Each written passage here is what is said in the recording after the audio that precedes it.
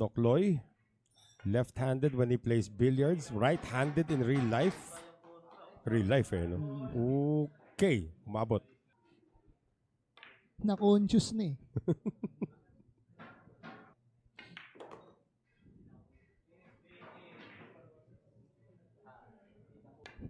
Bigyan mo na rin. May version ka na rin naman eh. It's looking good and it's safe to say. Ate ko lalagyan niya ng konting, yan, There you pailalim.